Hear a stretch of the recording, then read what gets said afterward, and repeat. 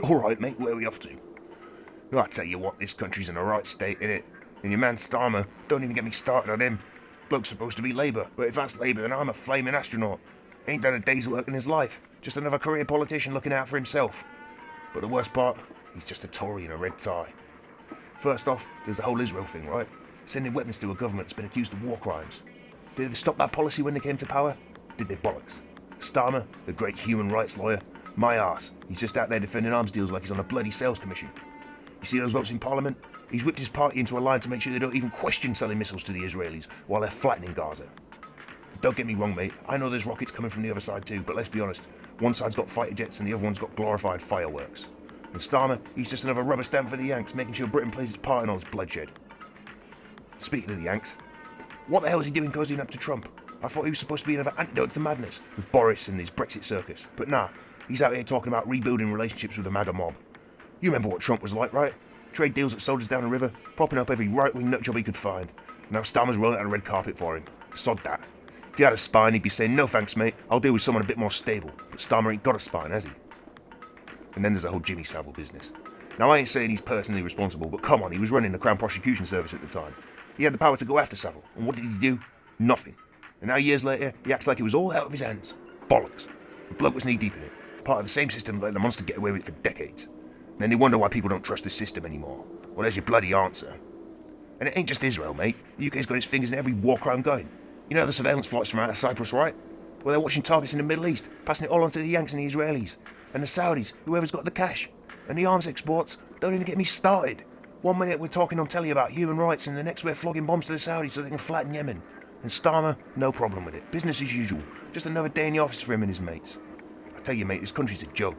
Starmer's supposed to be different, but he's just another establishment puppet. Come election time, people voted for him thinking he's not as bad as the Tories. But what's really going to change? Nothing. Different party, same corruption, same old bollocks. Anyway, mate, where do you say you're headed again? Since 2008, the UK has licensed arms exports to Israel worth at least 574 million. In 2022 alone, they approved licenses valued at 42 million. But here's the kicker. These figures don't even scratch the surface because they don't account for those sneaky open licenses that let companies export an unlimited quantity of specified goods without declaring the full value. Now, let's take the F-35 fighter jet that Israel's been using.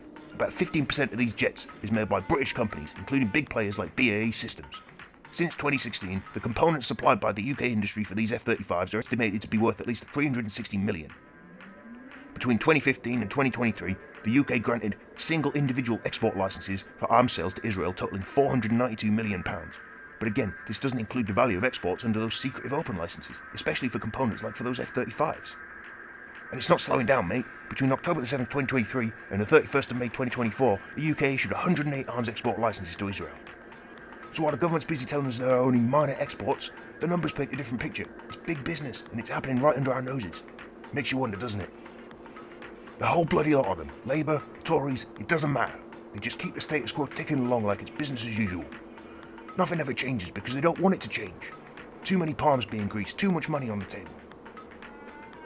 Now, maybe you'd think after all the reports, all the protests, all the outcry, maybe, just maybe, they'd stop selling arms to Israel or civilians are getting bombed. But nah, the government's response? Just keep issuing those export licenses, keep making money. Since October the 7th, over 100 new arms licenses have been approved for Israel. 100, and that's with Keir Starmer in charge. Mind you, so much for that change everyone was promised. And then you've got the surveillance flights out of RAF Akrotiri in Cyprus, right? The official line is that they're just monitoring threats, but they're basically flying up there, collecting data, and then passing it straight to the Israelis and the Americans. That data is then used to plan drone strikes and all manner of other strikes. So it's not just weapons we're sending, it's intelligence, direct involvement. They'll never admit to it in plain terms because of D-notices and everything else, but that's what's happening. And has Starmer spoken up about it? Of course he hasn't. Look at the economy, mate. The cost of living. That crisis ain't going away. People can't afford heating, rent's sky high, food banks are bursting at the seams, and what the government say? Well, we have to be more responsible with our spending. Yet somehow, there's always money for another war, another arms deal, another bailout for their mates in the banks. Starmer's Labour's just following the same Tory script, no real public investment, no tax reform, just more of the same. They'll tell us there's no magic money tree when the nurses ask for a pay rise, but funnily enough, when an arms manufacturer needs a subsidy or a few billion goes missing in dodgy contracts, PPE, suddenly the money appears. Don't get me started on all the surveillance laws they're pushing through. The Online Safety Act, for example, sounds nice and friendly, yeah? Protect the kids, tackle hate speech. But read the fine print, and it's just another tool to control what people can say online. They're pushing for encrypted messages to be monitored, which basically means they want to listen in on everyone. And then there's a Public Order Act, which made it easier to arrest protesters before they can even do anything. Just look at the way they handle the Palestine protests. People getting arrested for carrying flags or just thinking about protesting near Parliament. Journalists having their house raided for no reason. You'd think we're living in a police state. And this one's a classic, privatisation. The Tories started it, and Labour's keeping it going. You see the state of the NHS? Underfunded on purpose so they can turn around and say, well, we might need to bring in the private sector to help out. The next thing you know, you're paying £100 just to see a GP. Water companies? Privatised and dumping sewage into our rivers. Energy? Owned by the foreign companies, charging us a fortune while making record profits. And what's Starmer promising? We won't nationalise anything. Bloody useless. It doesn't matter who's in charge, mate. Labour, the Tories, we're always stuck as America's little lapdog. Trump says jump, we says how high. Starmer said he already wants closer ties with the US, which basically means we'll be dragged into whatever war they want next. Taiwan, Ukraine, who knows? And if you watch, Trump's won again. Starmer's right there, shaking his hand, pretending to rebuild relations. So yeah, mate, nothing changes. They act like there's a difference between Labour and Tories, but it's all just theatre. One wears a blue tie, one wears a red tie, but they're both playing the same game. And us, we're just the mugs paying for it.